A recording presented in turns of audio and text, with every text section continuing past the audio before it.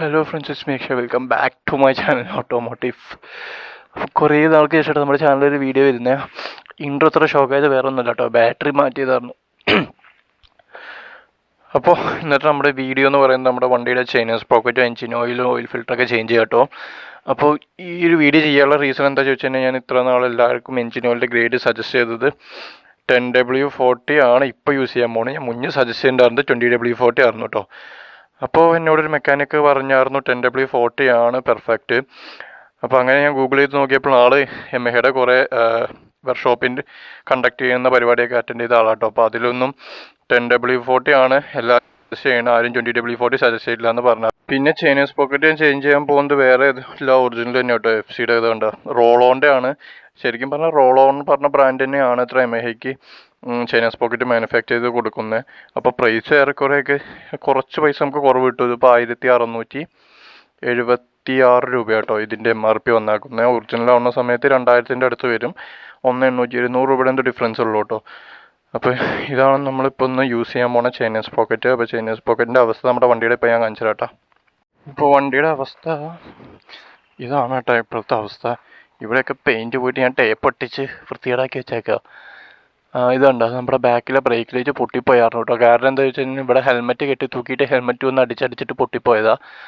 അപ്പോൾ അങ്ങനെ brake light പോയിട്ടുണ്ട്. അപ്പോൾ ഇതും ഓർഡർ ചെയ്യണം കേട്ടോ, ഓർഡർ ചെയ്തിട്ട് ഇത് മാറ്റണം. അപ്പോൾ ഇവിടെ കടകളിലൊന്നും ഇല്ല, അല്ലെങ്കിൽ ഇപ്പോൾ ഇപ്പോഴത്തെ ട്രിപ്പിൽ മാറ്റിയതന്നെ. പിന്നെ ചൈനീസ് പോക്കറ്റിൻ്റെ അവസ്ഥ ഭയങ്കര ഷോക്കാണ്. ഇതുണ്ടോ, മാക്സിമം അഡ്ജസ്റ്റ്മെൻറ്റിലാട്ടോ ഇപ്പോൾ ഇരിക്കുന്നത്. മാക്സിമം അഡ്ജസ്റ്റ്മെൻറ്റിൽ തന്നെ ഇത്രയും ലൂസ്, കണ്ട ഇത്രയും ലൂസാണ്. ഇവിടുന്ന് ഇങ്ങനെ വലിച്ചു കഴിഞ്ഞാൽ സ്പ്രോക്കറ്റിൻ്റെ പുറത്തേക്ക് വരുന്നുണ്ട്. ഇതാണ് ഇപ്പോൾ സ്പ്രോക്കറ്റിൻ്റെ അവസ്ഥ. അപ്പോൾ നമുക്ക് സ്പ്രോക്കറ്റ് ചേഞ്ച് ചെയ്യണം. പിന്നെ ഓയിൽ മാറണം കേട്ടോ, ഓയിൽ ഫിൽറ്ററും മാറണം. പിന്നെ വേറൊരു ഇഷ്യൂ ഇതിൽ എന്താ വെച്ച് കഴിഞ്ഞാൽ, ചെറിയൊരു പണി ഇവിടെ ഫിൽറ്റർ ബോക്സിൻ്റെ ഈ ഒരു സ്ക്രൂ ഉണ്ടല്ലോ, എന്ത് ചെയ്തിട്ട് ഊരി വരുന്നില്ല. അപ്പോൾ അതെന്തായാലും വർക്ക്ഷോപ്പിൽ തന്നെ കാണിക്കണം കേട്ടോ. അപ്പോൾ പോണ കൂട്ടത്തിൽ എല്ലാ പണിയും അവിടുന്ന് ചെയ്യിക്കാമെന്ന് വിചാരിച്ചു. അതായിരിക്കണം കേട്ടോ. മോട്ടോകളുടെ 2 ഓയിൽ ഞാൻ കൂടുതലും മോട്ടോകളുടെ ഓയിലാട്ടോ യൂസ് ചെയ്യുക. ഇത് 20W40 10W40. അപ്പോൾ ഈ മാറിയ ഓയിൽ ഞാൻ ഇവിടെ തന്നെ വെക്കും. കാരണം എന്താ വെച്ച് കഴിഞ്ഞാൽ ചെയിൻ ലൂബായിട്ട് യൂസ് ചെയ്യാൻ പറ്റും കേട്ടോ. അപ്പോൾ അങ്ങനെ വെക്കാറുണ്ട്. അപ്പോൾ ഇപ്രാവശ്യം ഓയിൽ ചേഞ്ച് പുറത്ത് കൊടുക്കാൻ വിചാരിച്ചു. കാരണം എന്തായാലും ഞാൻ പറഞ്ഞല്ലോ, മറ്റേത് അഴിക്കാൻ കിട്ടുന്നില്ല. അപ്പോൾ എന്തായാലും വർക്ക്ഷോപ്പിൽ പോകണം. അപ്പോൾ അവർക്ക് പണി ഞാൻ കൊടുക്കാമെന്ന് വിചാരിച്ചു കേട്ടോ.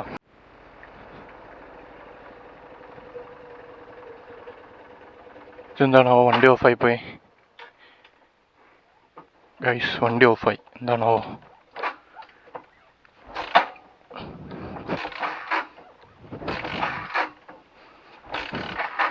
ഇത് രണ്ടാമത്തെ തവണയത്. പെട്രോളൊക്കെ ഉണ്ട്, പെട്രോളിൻ്റെ അല്ല.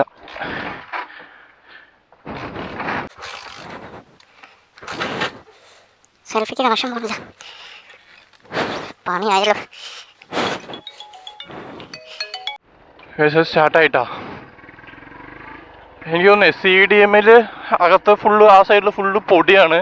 അപ്പോൾ CDMൻ്റെ അകത്ത് എന്തെങ്കിലും കണക്ഷൻ്റെ ഇഷ്യൂ ആയിരിക്കും കേട്ടോ. അപ്പോൾ അതിപ്പോൾ നമുക്ക് അവിടെ കൊണ്ടുപോയിട്ട് ചെക്ക് ചെയ്ത് നോക്കി നോക്കാം. അപ്പോൾ സാധനം ഇപ്പോൾ കുഴപ്പമില്ല കേട്ടോ, ഓടുന്നുണ്ട്. അപ്പോൾ നേരത്തെ ഞാൻ പറഞ്ഞ പോലെ CDMൽ എന്തെങ്കിലും ഇഷ്യൂ ആയിരിക്കും. അത് നമുക്കിപ്പോൾ പോകുമ്പോൾ ചെക്ക് ചെയ്ത് നോക്കാം കേട്ടോ. പിന്നെ ചൈനീസ് പോക്കറ്റിൻ്റെ ഇഷ്യൂ എന്താണെന്ന് ചോദിച്ചു കഴിഞ്ഞാൽ, ഞാൻ നേരത്തെ കാണിച്ചെന്നല്ലോ, അത്രത്തോളം വണ്ടിയുടെ ചൈനീസ് പോക്കറ്റ് ലൂസായിട്ട് ഇരിക്കുക കേട്ടോ. അപ്പോൾ ഇത്രയും ലൂസായിരിക്കുന്ന സമയത്ത് നമ്മൾ സ്ലോ സ്പീഡൊക്കെ പോണ സമയത്തില്ലേ ടക്ക എന്ന് പറഞ്ഞ് ഗിയർ ചെയിൻ വന്നിട്ട് അടിക്കുന്ന സൗണ്ട് കേൾക്കാൻ പറ്റുന്നുണ്ടോ. ഭയങ്കര ഷോക്കാണ്. പിന്നെ ഒറ്റയ്ക്ക് പോണ സമയത്ത് നമ്മൾ സ്ലോ ഡൗൺ ചെയ്തിട്ട് വല്ല വണ്ടി ഓവർടേക്ക് ചെയ്യാൻ വേണ്ടി കൈ കൊടുത്തു കഴിഞ്ഞാൽ കയറില്ല. അപ്പോഴെങ്കിലും ചെയിൻ കടകടാന്ന് അടിച്ചിട്ട് ഡിലേ ഉണ്ട്. അതൊക്കെ ചെയിൻ റിലേറ്റഡ് ഇഷ്യൂവിൻ്റെ ഭാഗമായിട്ടാണ്. അപ്പോൾ ചൈനീസ് പോക്കറ്റ് മാറാമെന്ന് വിചാരിച്ചു. പിന്നെ ഓയിൽ ഇതായിട്ട് ലെവല് കാര്യങ്ങൾ കുറഞ്ഞിട്ടൊന്നും ഇല്ല കേട്ടോ. എന്നാലും ഓയിൽ എത്ര ഓടിയെന്ന് അറിയില്ല. അപ്പോൾ ഞാൻ വന്നിട്ട് അത്യാവശ്യം വണ്ടി ഉപയോഗിച്ചു, എഞ്ചിൻ ഓയിൽ ഇതായിട്ട് മാറിയിട്ടില്ല. അപ്പോൾ ആ കാൽക്കുലേഷനിൽ ഓയിലും കൂടെ മാറിയേക്കാമെന്ന് വിചാരിച്ചു. അപ്പോൾ ഓയിൽ മാറുമ്പോൾ നമ്മൾ എപ്പോഴും എഞ്ചിൻ ഓയിലിൻ്റെ ഫിൽറ്ററും കൂടെ മാറണം കേട്ടോ. ഓയിൽ ഫിൽറ്റർ മാറണം. അപ്പോൾ ഓയിൽ ഫിൽറ്റർ കൂടെ മേടിച്ചിട്ടുണ്ട്. അപ്പോൾ വണ്ടിക്ക് ഞാൻ ഇപ്പോൾ പറഞ്ഞ പോലെ അത്യാവശ്യം പൈസ കാര്യങ്ങളൊക്കെ ഇറങ്ങിയത് എന്താണെന്ന് ചോദിച്ചു കഴിഞ്ഞാൽ, ഫ്രണ്ടിലെ ടയർ നമ്മൾ വന്നിട്ട് മാറിയായിരുന്നു. പിന്നെ ഇപ്പോൾ റീസെൻ്റ് ആയിട്ടാണ് ഫ്രണ്ടിലെ ഓയിൽ സീൽ മാറി. അതേ ഗാരേജിൽ കേട്ടോ ഇപ്പോൾ പോണ്. അവർ തന്നെ നമുക്ക് മാറ്റി തരും ഇപ്പോൾ ചൈനീസ് പോക്കറ്റ്.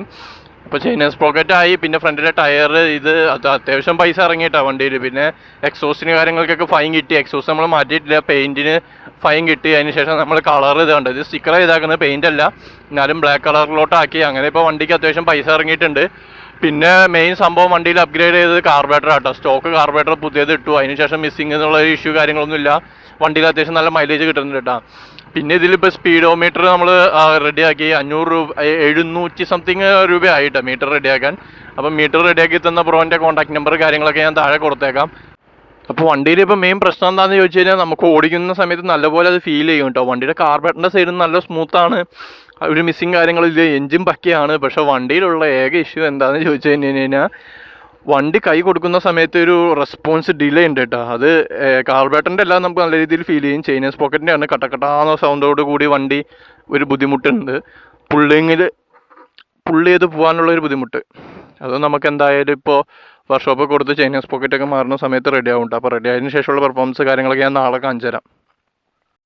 ഗൈസ്, അപ്പം നമ്മളവരുടെ ഗാരേജിൽ എത്തിയിട്ട് കേട്ടോ. അപ്പോൾ ഇതിൻ്റെ ഫ്രണ്ട് തന്നെയാണ് വണ്ടി പണിത് തരുന്നത്. അപ്പോൾ നമ്മൾ ഫസ്റ്റ് തന്നെ ടയർ അഴിച്ച് മാറാണ് കേട്ടോ. ടയർ അഴിച്ചതിന് ശേഷമാണ് നമ്മൾ ചെയിൻ ഊരുന്നത്. അപ്പോൾ യമഹയുടെ ഒറിജിനൽ ചെയിനിൽ ഈ ചെയിനിൻ്റെ ഒരു ലോക്ക് വരും, ആ ലോക്കില്ല. അപ്പോൾ നമ്മളത് ബ്രേക്ക് ചെയ്ത് കളയാമെന്നാണ് ഇപ്പോൾ പ്ലാൻ ചെയ്തേക്കുന്നത്. അപ്പോൾ നിങ്ങൾ ഈ ചെയിൻ സ്പോക്കറ്റ് എടുക്കുന്ന സമയത്ത് പണി കുറയ്ക്കാൻ വേണ്ടിയിട്ട് നമുക്ക് ചെയ്യേണ്ട കാര്യം എന്താ ചോദിച്ചു കഴിഞ്ഞാൽ റോളോൻ്റെ ലോക്ക് വരുന്ന ടൈപ്പ് ചെയിൻ ആൻഡ് സ്പോക്കറ്റ് എടുത്ത് കഴിഞ്ഞ് കഴിഞ്ഞാൽ അത് ഭയങ്കര യൂസ്ഫുൾ ആയിരിക്കും കേട്ടോ. ഇവർക്ക് ഇടാനും എളുപ്പമായിരിക്കും. പിന്നെ നമുക്ക് അതിൻ്റെ മാക്സിമം അഡ്ജസ്റ്റ്മെൻറ്റ് കഴിഞ്ഞിട്ട് ചെയിൻ 2-3 കണ്ണി എടുത്തതിന് ശേഷം ടൈറ്റ് ആക്കണം എന്നുണ്ടെങ്കിൽ നമുക്ക് അങ്ങനെ അഡ്ജസ്റ്റ് ചെയ്ത് ഇടാൻ പറ്റും കേട്ടോ. അപ്പോൾ ഇത് ഈ കാണുന്ന ഒരു ടൂൾ വെച്ചിട്ടാണ് കേട്ടോ ആൾ ചെയിൻ അഴിച്ചത്. അതിൻ്റെ കണ്ണിയിലോട്ട് ഈ സാധനം വെച്ചിട്ട് അത് ഫുൾ ടൈറ്റ് ചെയ്യുന്ന സമയത്ത് ആ പിന്നിലോക്ക് ഊരിപ്പോയി. അങ്ങനെ നമ്മൾ ചെയിനിൻ്റെ ആ ഒരു കണ്ണി ബ്രേക്ക് ചെയ്തിട്ട് ആ ചെയിൻ മൊത്തത്തിൽ ഊരിയെടുത്തു കേട്ടോ. അപ്പോൾ അങ്ങനെ ആവുന്ന സമയത്ത് നമുക്ക് സൈഡിൽ നിന്ന് സ്വിംഗ് കാര്യങ്ങളൊന്നും നമുക്ക് റിമൂവ് ചെയ്യേണ്ട ആവശ്യം വരുന്നില്ല.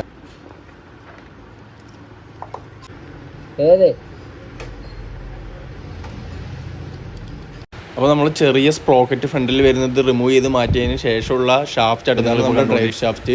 അപ്പോൾ ഇതിൽ കാര്യമായിട്ടുള്ള തേയ്മാനം കാര്യങ്ങളൊന്നും ഇല്ല. അപ്പോൾ ഇതിൻ്റെ അകത്ത് നല്ല രീതിയിൽ ചെളി ഉണ്ടായിരുന്നു, അത് പെട്രോളൊക്കെ ഒഴിച്ചിട്ട് ക്ലീൻ ചെയ്തുകൊണ്ടിരിക്കുകയാണ്.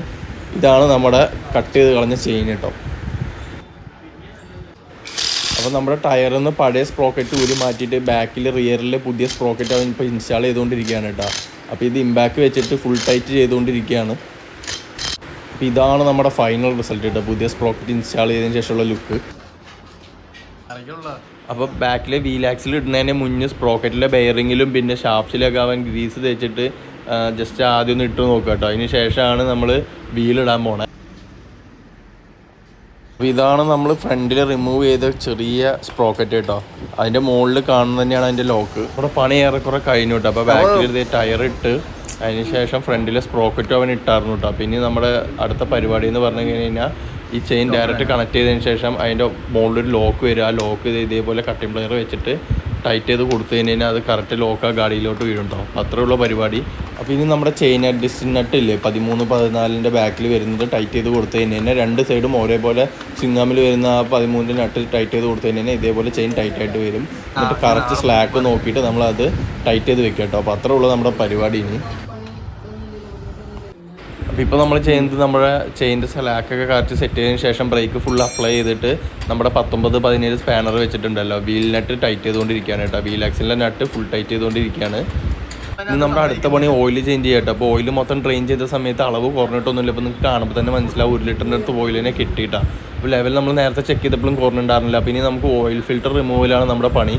അപ്പോൾ ഓയിൽ ഫിൽറ്റർ റിമൂവ് ചെയ്യണമെങ്കിൽ ഇതേപോലെ 8-ൻ്റെ ബോൾട്ട് കേസിൻ്റെ സൈഡിൽ വരുന്നത് റിമൂവ് ചെയ്ത് കഴിഞ്ഞാൽ ആ ഒരു കേസ് ഊരി വരും. അപ്പോൾ തന്നെ നിങ്ങൾക്ക് ആ ഒരു സ്പ്രിങ് ആക്ഷനിൽ ലോഡായിട്ട് നിൽക്കുന്ന ഓയിൽ ഫിൽറ്റർ പുറത്തോട്ട് നൈസായിട്ട് തള്ളി വരും കേട്ടോ. അതിൻ്റെ അവസ്ഥ നിങ്ങൾക്ക് കാണിച്ചു തരാം കേട്ടോ. ഒരു സർവീസ് കഴിഞ്ഞിട്ട് നിങ്ങൾ എല്ലാ സർവീസിലും ചേഞ്ച് ചെയ്യണം. ഓയിൽ ചേഞ്ച് ചെയ്യുമ്പോൾ കണ്ട കറുത്ത അതിൻ്റെ ഉള്ളിൽ ആകെ ഡേട്ടൊക്കെ ആയിട്ട് ഇരിക്കുകയാണ് കേട്ടോ. അപ്പോൾ ആ സാധനം നമ്മൾ മാറ്റി. അപ്പോൾ ഫുള്ള് സെറ്റായി നമ്മൾ ഓയിലൊക്കെ തിരിച്ച് ഫില്ല് ചെയ്ത് ഫുൾ സെറ്റായതിനു ശേഷം പ്ലഗും കൂടെ ഒന്ന് അയച്ച് ചെക്ക് ചെയ്തു കേട്ടോ. കുഴപ്പമൊന്നും ഉണ്ടായിരുന്നില്ല. അപ്പോൾ അത് വണ്ടി ഫുള്ള് സെറ്റായിട്ടുണ്ട് കേട്ടോ. നമ്മുടെ ഫിൽറ്റർ ബോക്സിൻ്റെ പണി അവരെടുത്ത് തന്നായിരുന്നു. നമ്മൾ 4 ബോൾട്ടൊക്കെ ഇട്ട് ഫിൽറ്റർ ബോക്സിന് സെറ്റാക്കി. ഫിൽറ്ററൊക്കെ ഫുൾ സെറ്റ് തന്നെയാണ് കേട്ടോ. അതൊന്ന് എയർ അടിച്ചിട്ടു. അപ്പോൾ നമ്മുടെ ചെയിൻ സ്പോക്കറ്റ് മാറിയിട്ടോ. അപ്പോൾ ഇതിൽ ഇനി ലൂബ് ചെയ്യേണ്ട ആവശ്യമില്ല. ഒരു 1000 കിലോമീറ്റർ ഇങ്ങനെ ഓടും കേട്ടോ. വണ്ടി ഫുള്ള് സെറ്റായി. പിന്നെ ഓയിൽ മാറി, 10W20 ഓയിൽ ഫിൽറ്റർ മാറി. പിന്നെ നമ്മുടെ ഫിൽറ്റർ ബോക്സ് അയച്ച് അതിൽ കുറച്ച് സ്ക്രൂ ഇടാണ്ടായിരുന്നു, അതിട്ടു. പിന്നെ CDI യൂണിറ്റ് അയച്ചൊന്ന് പൊടി തട്ടിട്ടോ. ഫുള്ള് സെറ്റായിട്ടുണ്ട്. അപ്പോൾ വണ്ടി ഫുള്ള് സെറ്റായിട്ടുണ്ട് കേട്ടോ. ഇനി ഓടിച്ചിട്ട് ഞാൻ പറഞ്ഞുതരാം എന്തൊക്കെ വ്യത്യാസം വന്നു എന്ന്. വണ്ടിയുടെ വൺ വേ ക്ലച്ച് കുറച്ച് പ്രശ്നം കേട്ടോ. വല്ലപ്പോഴും അടിച്ചാൽ സ്റ്റാർട്ടാവുള്ളൂ, വീഡിയോ ഓൺ ആക്കിയാൽ സ്റ്റാർട്ടാവും. എന്തായാലും വണ്ടിയിൽ ഇപ്പോൾ എന്തൊക്കെ ചേഞ്ച് വന്നു എന്ന് ചോദിച്ചു കഴിഞ്ഞാൽ എഞ്ചിൻ ഓയിൽ മാറിയതിൻ്റെ നല്ലൊരു സ്മൂത്ത്നെസ് ഉണ്ട് കേട്ടോ. അപ്പോൾ മോട്ടോറിലാണ് ഞാൻ പുതിയ ഉപയോഗിക്കുക. ഇത്ര നാൾ 20W40 ആണ് കേട്ടോ ഉപയോഗിച്ചിട്ടുണ്ടായിരുന്നത്. അപ്പോൾ ഇന്ന് തൊട്ടിട്ട് 10W40 ആയി. അതിനുള്ള റീസൺ ഞാൻ പറഞ്ഞാറുണ്ട് എന്തുകൊണ്ടാണ് 10W40 ആയിന്ന്. അപ്പോൾ ഇപ്പോൾ നമുക്ക് വണ്ടിയൊക്കെ പണിത് തന്നത് നമ്മുടെ ഫ്രണ്ട് തന്നെ കേട്ടോ, ഇൻഷാദ്. അപ്പോൾ അവൻ്റെ വണ്ടി ഫേസറാണ്. അവനും അതിൽ 20W40 ഉപയോഗിച്ചിട്ടുണ്ടായിരുന്നു. പിന്നെ അവനും ഇപ്പോൾ പറയണു അത് 10W40 ഉപയോഗിക്കേണ്ടതെന്ന്. അപ്പോൾ ഇത്ര നാൾ ഉപയോഗിച്ചൊരു ടെൻഷൻ അടിക്കൊന്നും വേണ്ട, വേറെ സീനൊന്നുമില്ല. സീൻ ഇൻ ദ സെൻസ് എപ്പോഴും കമ്പനി റെക്കമെൻഡ് ചെയ്യുന്നതാണ് ഉപയോഗിക്കേണ്ടത്. കുറേ നാൾ നമ്മൾ മാറി ഉപയോഗിച്ച് കഴിഞ്ഞാൽ എഞ്ചിൻ്റെ ലൈഫൊക്കെ കുറയാൻ ചാൻസ് ഉണ്ട്. അപ്പോൾ ഇനിയുള്ള സർവീസ് ഓടിയിട്ട് നിങ്ങൾ 10W40 ആവാൻ ചേഞ്ച് ചെയ്യാൻ ശ്രമിക്കട്ടോ 10W40 ഇപ്പോൾ ഞാൻ 10W40 ആണ് ഇപ്പോൾ കയറ്റിയാക്കുന്നത്. അത് കഴിഞ്ഞ് ചെയിൻ മാറിയപ്പോൾ പഴയ കടകട സൗണ്ടൊക്കെ പോയി. ഇപ്പോൾ നല്ല റെസ്പോൺസ് ആട്ടോ, ത്രോട്ടിൽ റെസ്പോൺസ്, പഴയ ലാഗ് കാര്യങ്ങളൊന്നുമില്ല. വണ്ടി ഇപ്പോൾ മൊത്തത്തിൽ സ്മൂത്തായി. കാരണം എഞ്ചിൻ ഓയിലും മാറി, അത് മാറി സ്പാർക്ക് പ്ലഗിൻ്റെ കണ്ടീഷൻ ചെക്ക് ചെയ്തു, ഫിൽറ്റർ അയച്ചു.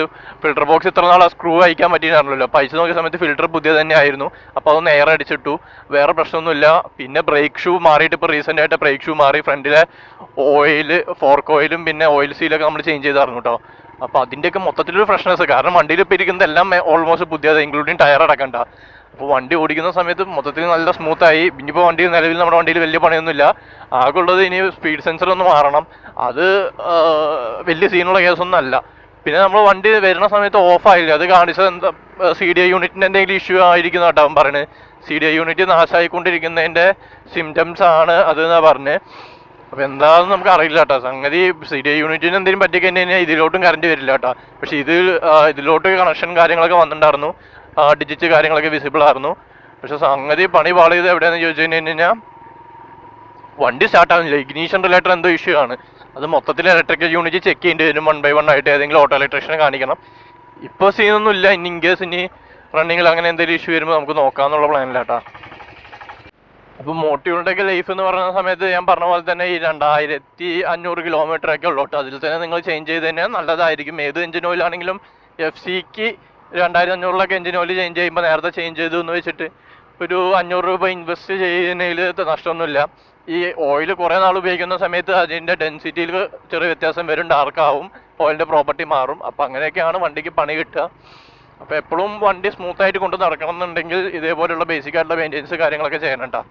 അപ്പോൾ ചെയിൻ്റെ കാര്യം നമ്മൾ നോക്കി. പിന്നെ ഇതേപോലെ നോക്കേണ്ട സംഭവമാണ് എയർ ഫിൽറ്ററിൻ്റെ കണ്ടീഷൻ നമ്മൾ ഇടയ്ക്ക് ചെക്ക് ചെയ്യണം ഇതേപോലത്തെ ജനറൽ സർവീസിൻ്റെ സമയത്ത്. പിന്നെ ഇപ്പോൾ അവൻ തന്നെ നമ്മുടെ സ്പാർക്ക് പ്ലഗൊക്കെ ചെക്ക് ചെയ്തായിരുന്നു കേട്ടോ. അപ്പോൾ സ്പാർക്ക് പ്ലഗ് ചെക്ക് ചെയ്യണത് എന്തിനാണെന്നൊക്കെ ചോദിച്ചു കഴിഞ്ഞാൽ സ്പാർക്ക് പ്ലഗിൽ കൂടുതൽ കരിയൊക്കെ പിടിച്ചിരുന്ന് കഴിഞ്ഞാൽ മിസ്സിങ് കാണിക്കും. അത് കാർബറേറ്റർ ഒരു ക്ലീൻ ചെയ്തിട്ടൊന്നും കാര്യമില്ല. നമ്മളിപ്പോൾ കാർബറേറ്ററിൽ ഒന്നും തൊടാതിരുന്നത് പുത്തൻ കാർബറേറ്റർ ആട്ടോ. അതിപ്പോൾ കാർബറേറ്റർ ഇൻസ്റ്റാൾ ചെയ്തിട്ട് ഒരു 1.5 മാസം ആവുന്നുള്ളൂ നമ്മുടെ വണ്ടിയിൽ. പുതിയ കാർബറേറ്ററാണ് ഇരിക്കുന്നത്. അപ്പോൾ അതൊന്നും നോക്കേണ്ട ആവശ്യമില്ല. ഫിൽറ്റർ പിന്നെ പുതിയതായതുകൊണ്ട് കാർബറേറ്ററിൽ വലിയ രീതിയിൽ എഫക്ട് ചെയ്തിട്ടുണ്ടാവില്ല. ഇപ്പോൾ ഒരു രീതിയിൽ മിസ്സിങ്ങും ഇല്ല. അപ്പോൾ അല്ലാത്ത വണ്ടികൾ, പഴയ കാർബറേറ്ററുള്ള വണ്ടികളിൽ നിങ്ങൾ ചെയ്യേണ്ട കാര്യം എന്താണെന്ന് ചോദിച്ചു കഴിഞ്ഞാൽ സർവീസ് ചെയ്യുന്ന സമയത്ത് സ്പാർക്ക് പ്ലഗും കൂടെ ഒന്ന് അയച്ച് ക്ലീൻ ചെയ്യണം കേട്ടോ. സ്പാർക്ക് പ്ലഗ് അയച്ച് ക്ലീൻ ചെയ്യണം. അതിൻ്റെ ഒപ്പം തന്നെ കാർബറേറ്ററും ഒന്ന് അയച്ച് ക്ലീൻ ചെയ്ത് കഴിഞ്ഞാൽ നല്ലതായിരിക്കും. പക്ഷേ അപ്പോൾ ഈ വീഡിയോ കാണുന്ന ഒരു 80% ആൾക്കാർ സബ്സ്ക്രൈബ് ചെയ്യാതെയാണ് ഈ വീഡിയോ കണ്ടുകൊണ്ടിരിക്കുന്നത്. അപ്പോൾ നിങ്ങളിപ്പോൾ തന്നെ ചെക്ക് ചെയ്ത് നോക്കിയാൽ നിങ്ങളിപ്പോൾ സബ്സ്ക്രൈബ് ചെയ്യാതെ തന്നെയാണ് ഈ വീഡിയോ കണ്ടുകൊണ്ടിരിക്കുന്നത്. അപ്പോൾ നമ്മുടെ അനലിറ്റിക്സിൽ നോക്കുന്ന സമയത്ത് മെയിനായിട്ട് കാണുന്ന സംഭവമാണ്. സംഗതി വ്യൂസ് ഉണ്ട്, കാര്യങ്ങളൊക്കെ ഉണ്ട്. വ്യൂസ് എന്ന് പറയുമ്പോൾ ഭയങ്കര വ്യൂസ് അല്ല, കുറച്ച് വ്യൂസ് ഉള്ളൂ. വ്യൂസിൽ കാണുന്ന 80% ആൾക്കാർ സബ്സ്ക്രൈബ് ചെയ്താൽ കാണുന്നത്. മറക്കാതെ ചാനലൊന്ന് സബ്സ്ക്രൈബ് ചെയ്ത് കഴിഞ്ഞാൽ എൻ്റെ ചാനലിൻ്റെ ഗ്രോത്ത് വരും. പിന്നെ ഇതേപോലുള്ള വീഡിയോസ് ഇടാൻ വേണ്ടിയിട്ട് എനിക്കതൊരു മോട്ടീവ് ആയിരിക്കും. നിങ്ങൾക്ക് ഇതേപോലുള്ള യൂസ്ഫുൾ ആയിട്ടുള്ള വീഡിയോസ് കാണാൻ പറ്റും. അപ്പോൾ നിങ്ങൾക്ക് തോന്നിയിട്ട് നിങ്ങൾക്ക് വേണമെന്നുണ്ടെങ്കിൽ സബ്സ്ക്രൈബ് ചെയ്യുക. ഞാൻ ആരെയും ഫോഴ്സ് ചെയ്യല്ല, അതൊക്കെ നിങ്ങളുടെ പേഴ്സണൽ ചോയ്സാണ്. അപ്പോൾ ഓരോ വീഡിയോ ഇടാൻ വേണ്ടി നല്ലപോലെ എഫേർട്ട് എടുക്കുന്നുണ്ട്. അപ്പോൾ അത് മനസ്സിലാക്കിയിട്ട് നിങ്ങൾക്ക് വേണമെന്നുണ്ടെങ്കിൽ നിങ്ങൾ സബ്സ്ക്രൈബ് ചെയ്യുക. അപ്പോൾ പുതിയൊരു വീഡിയോ ആയിട്ട് തന്നെ ബൈ ഗൈസ്.